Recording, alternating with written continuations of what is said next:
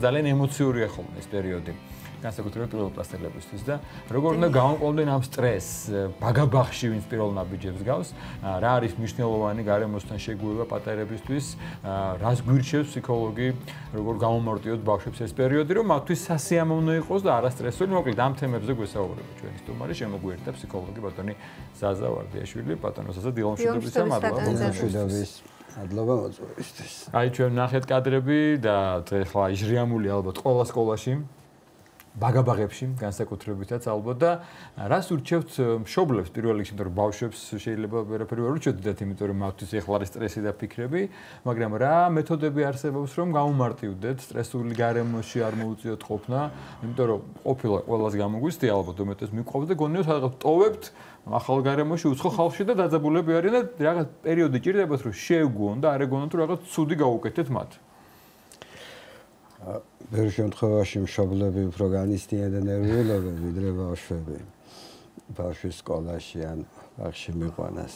ხა რომ დავყოთ ეს პროცესები საინტერესოა ერთი რამ, რომ დაახლოებით 6-7 წლის ასაკში ბავშვის ცხოვრებაში იწყება განვითარებაში ახალი ეტაპი. ვეძახით ამას კონკრეტული ოპერაციების სტადიას, როდესაც ყველა კულტურაში ბავშვი ცდილობს, რომ აითვისოს ის უნარ-ჩვევები, რაც მოცემულ სოციუმშია. ანუ საერთოდ არ არსებობდა სკოლები, როდესაც იჯდნენ და უყურებდნენ, როგორ კეთდებოდა შრომის ან საბრძოლო იარაღები და ასე შემდეგ. ანუ თვითონ ევოლუცია ჩამოყალიბებული ისეა, რომ ბავშვი მზად არის 6-7 წლის ასაკიდან, რომ ჩაერთოს სწორედ აი ამ პროცესში, მიიღოს განათლება, ასევე სოციალიზაცია, ურთიერთობები ბავშვებთან დაამყაროს ეს სოციალური უნარ-ჩვევები გამოიმუშაოს და ასე შემდეგ. რაც ბრძანეთ, ნებისმიერ სიახლეს სჭირდება ადაპტაცია. რა თქმა უნდა, ახალი გარემო სიახლეა და საჭიროებს შეჩვევას, საჭიროებს იქ დამკვიდრებას და ასე შემდეგ, ხო? ხა, რაც შეეხება საბავშვო ბაღს და ბაღის პროცესს. ბაღის დანიშნულება არის ერთადერთი. რაც წეღავ თქვით, რომ მან უფრო უკეთესად შეძლო სოციალიზაცია. აქაც ბავშვებს დაახლოებით 2.5-3 წლის ასაკიდან თავისთავად ეწყებათ ეს მოთხოვდილება, რომ თანატოლებთან უფრო გააქტიუროთ ურთიერთობა. თუ მანამდე მისი სურვილი იყო ოჯახში, ხო, დამკვიდრება ეხლა უკვე სოციუმში და გარემოში. უბრალოდ არ უნდა მოხდეს ზედმეტად მწვავედ აღნიშნული პროცესი, არ უნდა იყოს მშობლების ემოციურობა, რაზეც დასაწყისში ვისაუბრეთ, იმიტომ რომ მშობლის ემოცია გადადის ბავშვზე. და როდესაც მშობელი თვითონ არის მშვიდად, ბავშვიც მშვენივრად ახდენს ადაპტირებას სკოლაშიც და ბაღშიც. ეს ბაღის პერიოდი ალბათ უფრო მეტად სათუთი არის გამომდინარე იქიდან, რომ ჯერ კიდევ გააზრებული არ აქვს სკოლის ასაკის ბავშვს, მაინც ასე თუ ისე უკვე შემზადებული არის და იცის, რომ სკოლაში უნდა წავიდეს და გარკვეულწილად მანამდე მომზადებული არის ემოციურად, ხო, რაც შეგვიძლია ვთქვათ იგივე ბაგაბაღის ბავშვებზე. აი, ასეთ შემთხვევაში როგორ უნდა მოიქცეს, რა ეტაპები უნდა გაიაროს ესე საფეხურებად, ასე ვთქვათ, მშობელმა, რომ ბავშვისთვის ეს მარტივად შესაძლებელი იყოს ბაღში დატოვება მისთვის და არ იყოს დიდ სტრესთან დაკავშირებული. იცით რა არის ზოგადად, ხა ზოგადი სტატისტიკა არის ასეთი, რომ ბავშვების 65% ძალიან ადვილად და კარგად ეგუება ბაღს და რჩება, 35%-ია ვინც აპროტესტებს. ეს პროცესიც იმ მომენტში არ ხდება. ეს არის წინა პერიოდზე დამოკიდებული. ანუ როგორი ბიჯაჭვულობა იყო ჩამოყალიბებული ოჯახში და ბავშვთან დაკავშირებით. რამდენად აქტიურად ახდენდა მშობელი ბავშვის გარეთ გაყვანას, ბავშვებთან ურთიერთობის სტიმულირებას, რამდენად მშვიდი გარემო იყო ოჯახში. ანუ ბიჯაჭვულობა ყალიბდება დაბადებისთანავე, არის 4 ტიპის, როდესაც 65%-ში ხდება სანდო მიჯაჭვულობა, როდესაც ბავშვი და მშობელი ძალიან მშვიდად, წყნარად, ახსნა-განმარტებებით, ყოველგვარი კონფლიქტების, ჩხუბის გარეშე ახდენს ურთიერთობების ჩამოყალიბებას ბავშვთან. აი, სწორედ ეს ბავშვები არიან 65%, ვინც ყოველგვარი პრობლემის გარეშე რჩება ბაღში და ადაპტირდება. მეორე მომენტი რაც არის ხშირად გვხდება ისეთი სიტუაცია, რომ მივიდა, ადაპტირდა, მაგრამ გარკვეული პერიოდის მერე დაიწყო გაპროტესტება. ახაც უნდა გაირკვეს რა იყო მიზეზი. ხშირად არის, რომ ჩვეულებრივი ინფექციური დაავადებები, გრიპი და ასე შემდეგ, მაგის მერე ბავშვს ისევ ჭირდება რეადაპტაცია საბავშვო ბაღთან. ბევრი სხვადასხვა მეთოდია იმ ბავშვებისთვისაც, ვისაც არ აქვს ეს კარგი ვიჯაჭვულობა, არიან ფოთვარი, განიდებითი ვიჯაჭვულობის ტიპი, რომ ისინი ადაპტირდნენ. ამ ბავშვებსაც ძალიან უნდათ ურთიერთობა, უბრალოდ ცოტა მეტი დრო ჭირდებათ. ამისთვის არის რამოდენიმე მეთოდიკა, ერთ-ერთი ყველაზე კარგია, რომ მიყავს მშობელს ბაღში არის მასთან ერთად დაახლოებით ერთი კვირის განმავლობაში, მეორე კვირის განმავლობაში, როდესაც ბავშვი ყველაზე უკეთ არის ჩართული თამაშში და ერთობა ბავშვებთან ერთად მოყავს ამ დროს და ბავშვი ვითარდება ის სურვილი, რომ იყოს იქ და გააგრძელოს თამაშის უმეტესობა ძალიან ადვილად კარგად რჩება მის შემდეგ. რაც შეეხება პირველ კლასელებს, მათთვის თავისთავად კი ძალიან კარგია მეგობრებთან ერთად თამაში, გართობა, მაგრამ იწყება ცოტა რთული პროცესი, დისციპლინური კუთხით გულისხმობ, იმიტომ რომ სამეცადინო თავისთავად უკვე აქვთ და შესაბამისად ეს ცოტა არ იყოს მათთვის დისკომფორტის საბაბი შეიძლება იყოს. როგორ უნდა მოიქცეს მშობელი თავისთავად ყველას მშობელს სჭირდება, რომ გარკვეულწილად, ასე ვთქვათ, თავის-თავში გამოიმუშაოს ეს მოთმინება, ხომ, რომ არ შეაძულოს ბავშვს მეცადინეობის პროცესი. აი, როგორი უნდა იყოს ეს პირველი ნაბიჯები მშობლის მხრიდან, რომ ბავშვისთვის უფრო მარტივი იყოს სასწავლო პროცესი. და ასევე, რა თქმა უნდა, მოვისმენთ თქვენგან სიამოვნებით რჩევებს პედაგოგებისთვისაც, რომ როგორ უნდა მოხდეს შეგუება ბავშვის სკოლასთან. აი, სწორედ აქ არის მთავარი რამ, იცით, რომ მარტო მშობელმა არ უნდა გადადგას ნაბიჯები ამ კუთხით. სკოლასაც ევალება არანაკლებ პასუხისმგებლიანი ნაბიჯების გადადგმა აღნიშნული კუთხით.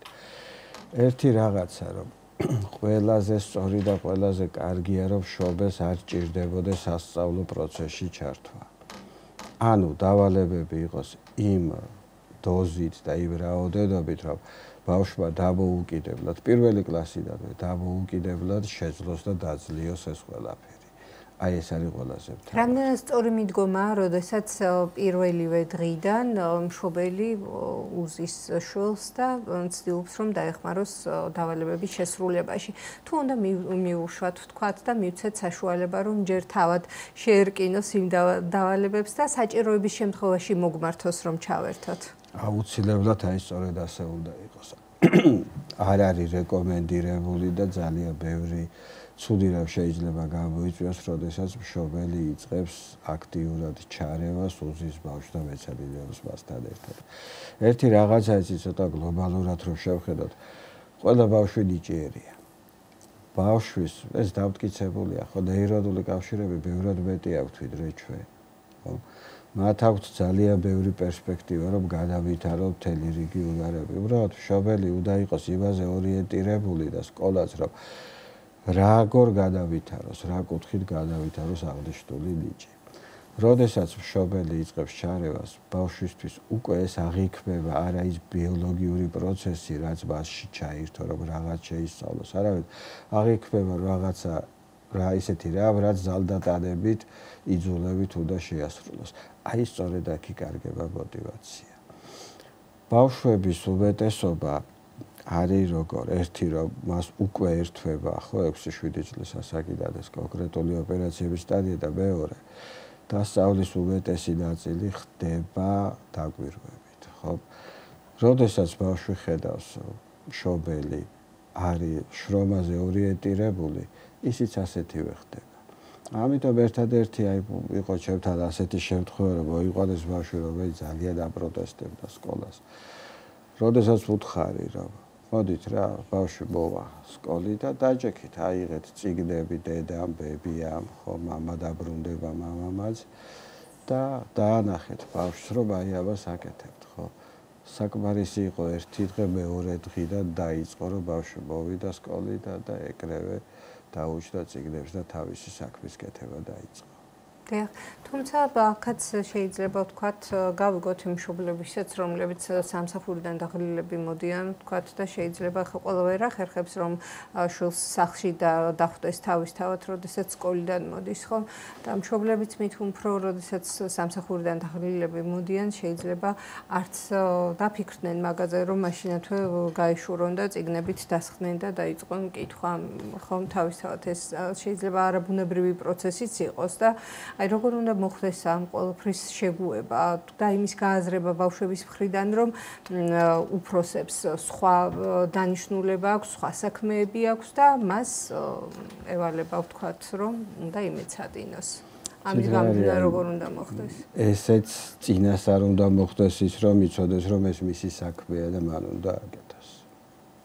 და ბოლოს გითხავთ კიდე შევჯამებისთვის, თქვენ თქვით რომ ყველა ბავშვი ნიჭიერია და მშობელს უნდა ხოლმე რომ თავის შვილს რაღაცა მაქსიმალური გამოუვლინოს და დასაწყის კლასში თუ შემდგომ აი მოზრდობის პერიოდში უნდა რაღაცა ბევრ დროზე ატაროს, სკოლის გარდა კიდე რაღაც სხვა ჯგუფებში ატაროს, შეიძლება დამატებით ენას ასწავლოს, შეიძლება კარგი სურვილია. მაგრამ რამდენად სწორია ეს, რომ ბავშვი ძალიან დავტვირთოთ და საერთოდ არამსუ თავისუფალი დრო არ დაუტოვოთ, კონცენტრირებაც ვეღარ მოახდინოს რამე ერთზე. იცით რა არის, აი სწორედ აქ არის საინტერესო რამ, რომ ყველა ადამიანს აქვს ინდივიდუალური დრო კონცენტრირების, ხომ, როდესაც უწყვეტად. შესაბამისად, აქედან დგება ის, რომ პირველ კლასში გაკვეთილები უფრო ხანმოკლეა, უნდა მიეცეს ბავშვს რაღაც განტვირთვის საშუალება და სხვა და სხვა. ხო, რაც შეეხება თვითონ წრეებს, ხო, ყველაზე სწორია, როდესაც თვითონ ბავშვთან დალაპარაკებით, ბავშვთან ხო, ლაპარაკებით მოხდეს. ახლა ჯერ კიდევ დიდი ხნის წინ იყო ჟან-ჟაკ რუსო და მერე ბოტოსოიას მაგაზე იყო, რომ თავიდანვე ბავშვს აერჩია რა იყო მის ინტერესში და მერე აი ამ მხრივ განვითარებულიყო. ეს მეთოდი მუშაობს, რეალურია და დღესაც შეგვიძლია რომ ეს გამოვიყენოთ. თუმცა შეიძლება არაერთხელ გვსმენია, რომ აი ჩემს დედაჩემს თქვათ, ან მამაჩემს რომ ეთქვა, რომ შესულიყავი სიმღერაზე, ცეკვაზე და ძალით ვეტარებინე, ძალიან კარგი იქნებოდა. მაშინ თუმცა ამას აი ეს ყველაფერი ბუნებრივად და თავისთავად ხდება. ხა ბავშვობაში, ჩემ იყო ესეთი მოდა რომ ფორტეპიანოზე დავღავდით ყველა. ბევრს გამოგვდიოდა, ბევრს არ გამოგვდიოდა, მაგრამ ყველა ვაპროტესტებდით ერთის გარდა, რომელიც დიდი სიხარულით მიდიოდა და გვიკვირდა, რომ ამას როგორ მოწონს და რატომ მოწონს ეს ყველაფერი. დღეს ყველა შევნატრით იმერც. ეს ცნობილი კომპოზიტორია და საკმაოდ წარმატებული ადამიანია, აი ამ თავისი სპეციალობით. ყველაფერზე მატარეს, რაღაც დაგიმალო, არაფერიც არ ვიცი, იმიტომ რომ ჩემი სურვილი არ იყო ამ ზარმოცობდი, თორე არც დაძალება მაკლდა და არც ის, მაგრამ ეთყობა არის რაც გინდა, რაც მოგწონს, რაც გიზიდავს.